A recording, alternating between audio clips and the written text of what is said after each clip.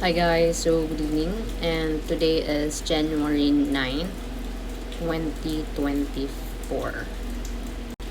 It's Thursday and it's 23:58 in the evening. We are going to continue reading. Yeah, we're going to finish this as soon as possible.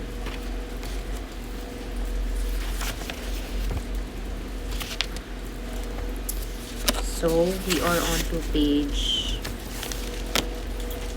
107 and 108 of the book Mastery. Listen up. So, as the relationship progresses, you can make this absorption process more conscious and direct, questioning them about the principles underlying their way of doing things. If you are clever, you can be a kind of midwife, getting them to analyze their own creativity for you and mining all kinds of rich ideas in the process. They are often grateful for the opportunity to reveal the inner workings of their power, particularly to someone they do not perceive as a threat.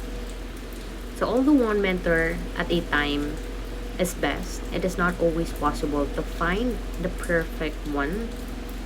In such a case, an alternate strategy is to find several mentors in your immediate environment, each one filling strategic gaps in your knowledge and experience. Having more than one mentor has side benefits, giving you several connections and important allies to rely upon later on. Similarly, if your circumstances limit your contacts, books can serve as temporary mentors. As the improvement of the mind did Faraday.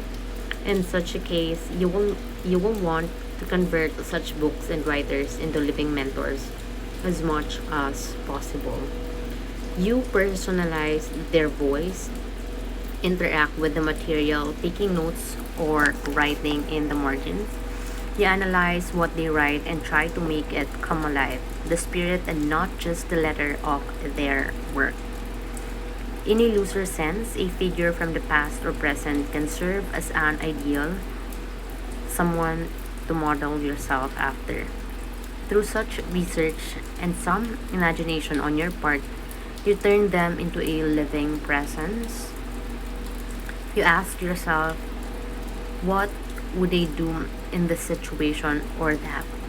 Countless generals have used Napoleon Bonaparte for just such a purpose. Mentors have their own strengths and weaknesses. The good ones allow you to develop your own style and then leave them when the time is right. Such types can remain lifelong friends and allies. But often the opposite will occur. They grow dependent on your services and want to keep you indentured. They envy your youth and unconsciously hinder you or become over critical. You must be aware of this as it develops. Your goal is to get as much out of them as possible. But at a certain point, you may pay a price if you stay too long and let them subvert your confidence. You're submitting to their authority. Is by no means unconditional, and in fact, your goal all along is eventually to find your way to independence, having internalized and adopted their wisdom. So, in this respect, the mentor relationship often replaces elements from our childhood. Although a mentor can be a man or a woman, he or she often assumes the form of a father figure.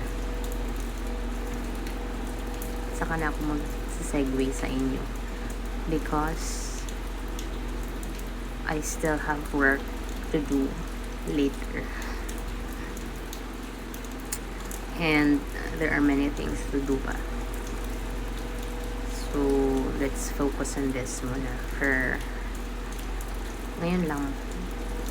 Sa mga susunod, I'll be more interactive with you.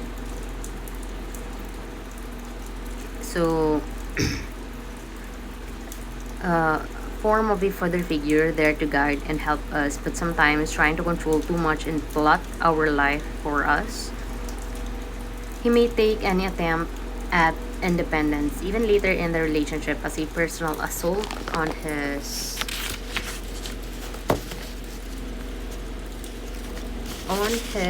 authority.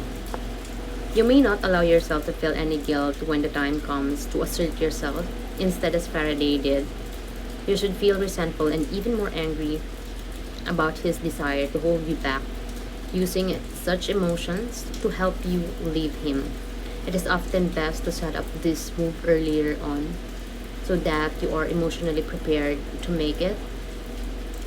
As the relationship progresses, you can begin to slightly distance yourself from the mentor, perhaps taking note of some of his weaknesses or character flaws, or even finding fault with his most cherished beliefs. Establishing your differences with the mentor is an important part of your self development, whether he is of the good or bad parent type. So in Spanish, they say al maestro cuchillada, something like that. To the master goes the knife. It is fencing expression referring to the moment when the young and agile pupil becomes skillful enough to cut his master. But this also refers to the fate of most mentors who inevitably experience the rebellion of their proteges, like the cut from a sword. So in our culture, we tend to venerate those who seem rebellious or at least strike the pose, but rebellion has no meaning or power. If it occurs without something solid and real to rebel against, the mentor or father figure gives you such a standard from which you can deviate and establish your own identity. You internalize the important and relevant parts of their knowledge, and you apply the knife to what has no bearing on your life. It is the dynamic of changing generations, and sometimes the father figure has to be killed in order for the sons and daughters to have space to discover themselves.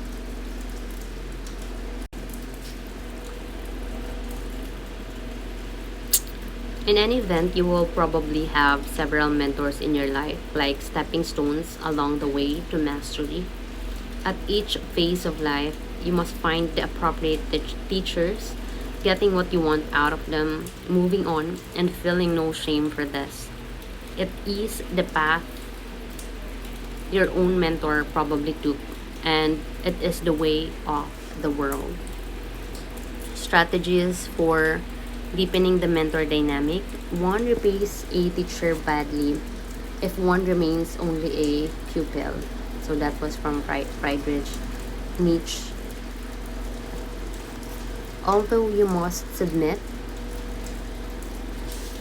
we have a new topic. I'll repeat it, guys. So this is strategies for deepening the mentor dynamic. So one replaces a teacher badly if one remains only a pupil. Again, from Friedrich Nietzsche. Although you must submit to the authority of mentors in order to learn from and absorb their power to the highest degree, this does not mean you remain passive in the process.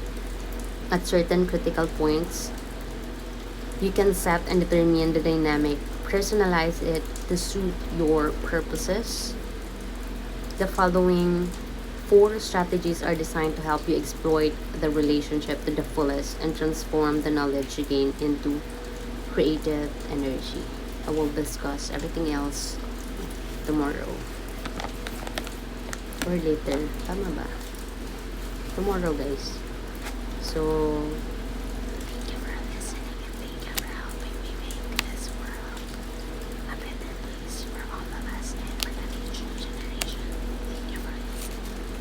Okay, so it's still rainy out there,